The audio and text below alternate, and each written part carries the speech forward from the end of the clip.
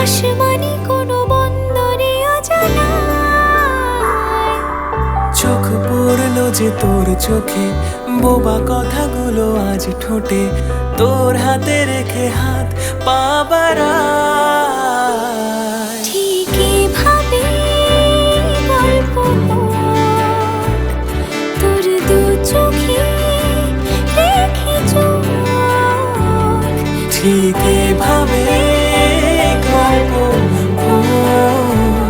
তোর দু চোখে রেখে চোখ।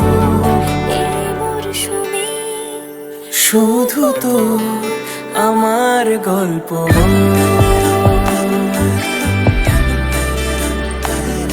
এই মরশুমে শুধু তো আমার গল্প।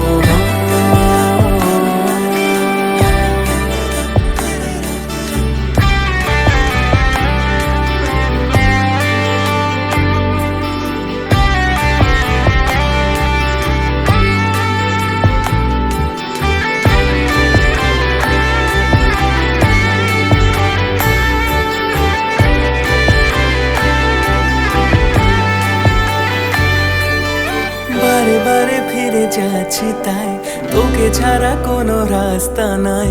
তোর আবদারে খুনসুটি 12 মাস একসাথে দেব অঞ্জলি, শাড়ি ছুঁয়ে যাবে পাঞ্জাবি, মেঘ রোদ্দুর হয়ে যাবে না যে শুরু এভাবে প্রেম সফর, সাক্ষী থাকুক এই শহর।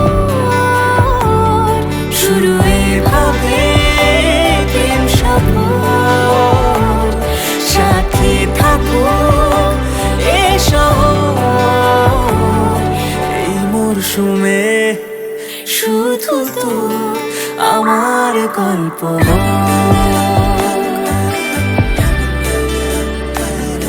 এই মরশুমে শুধু তো আমার গল্প।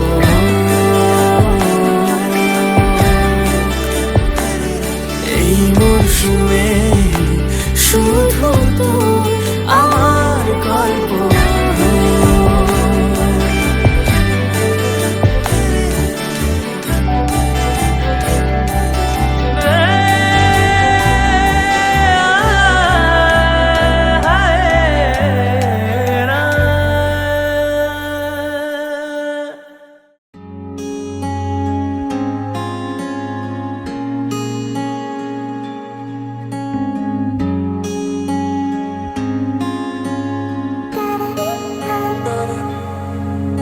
এই বৃষ্টি ঝরা নদী বয়ে যদি যায়, স্বপ্ন আসে কোটি কোটি পায়, আলকা স্রোতের পিছু টান, বুনবো জাল ছন্দ তাল।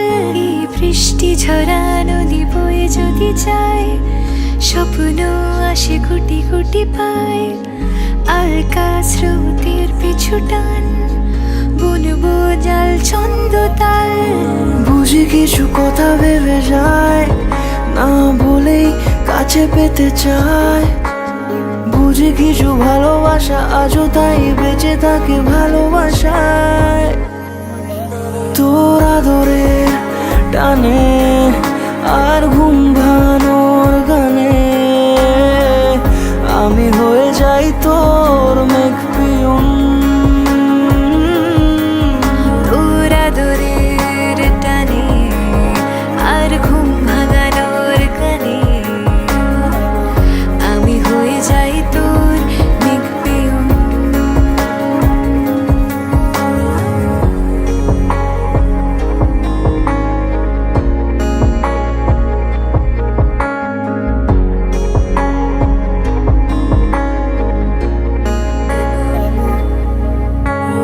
ঘুম কেন জেনে ঝুম বলে স্বপ্নে আমার, দিন কত না রঙিন তোকে কাছে পাওয়া।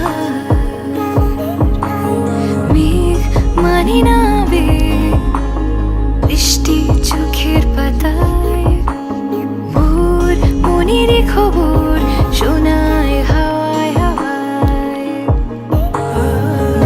কিছু কথা মিলে যায়, না বলে কাছে পেতে চাই।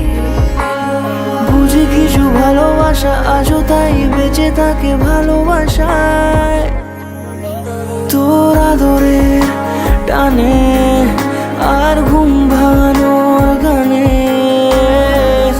আমি হয়ে যাই তোর মেঘপিয়ন।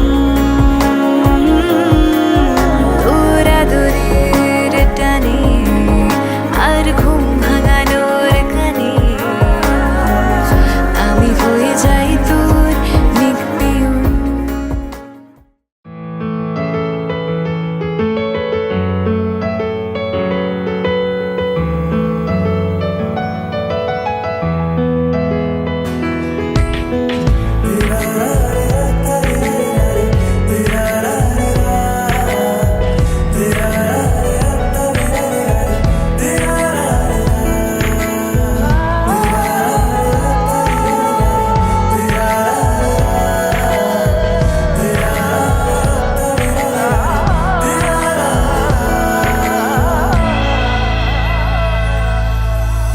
মেঘেছি তোকে মেঘেরি পালকে,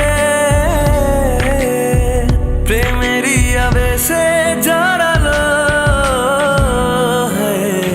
মন তোরি প্রেমে হারালো,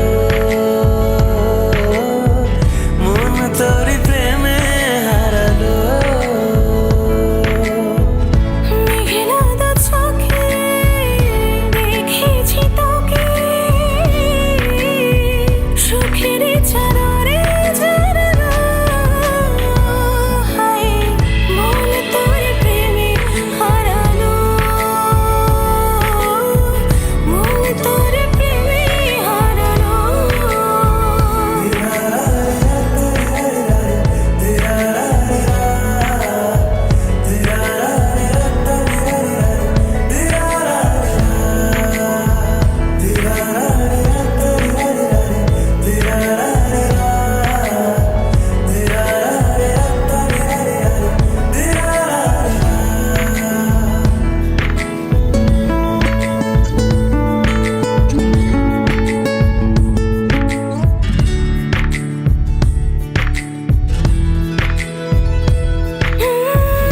এলোমেলো ঝড়ো হাওয়া জোছনাতে তোকে পাওয়া, জোনাকিরা পিছু ছাড়ে না।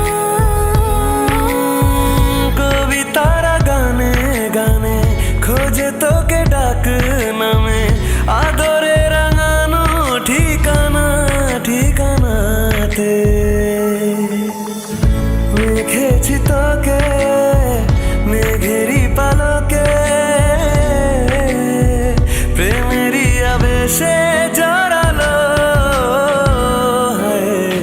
মন তোরি প্রেমে হারালো, মন তোরি প্রেমে হারালো। মেঘেলাদা চোখে দেখেছি তোকে, সুখের চাদরে জড়ানো হায় মন তোর প্রেমে হারানো, মন তোর প্রেমে হারানো।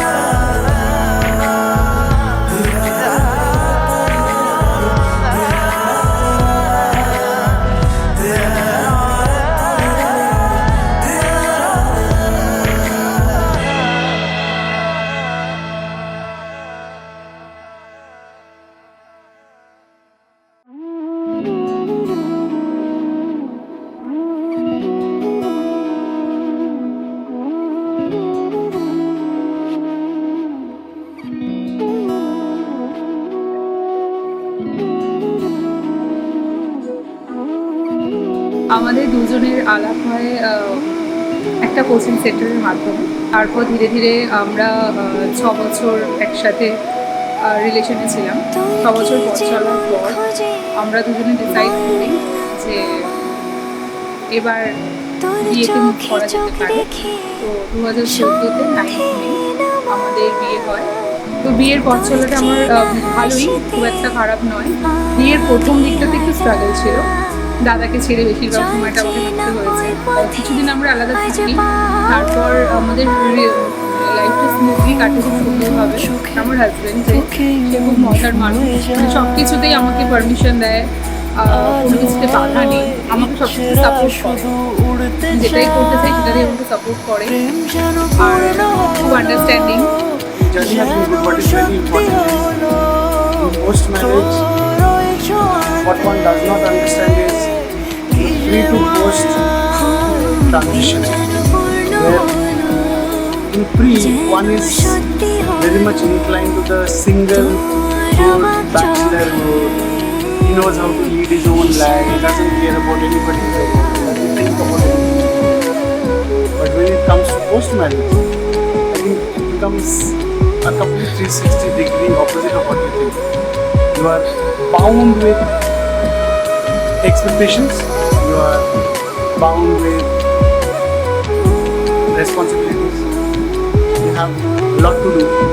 Each step you think, or you do, or you take action upon is looked upon, judged upon, and you go ahead. And what is very, very important for us as a couple is, I think I have learned a lot.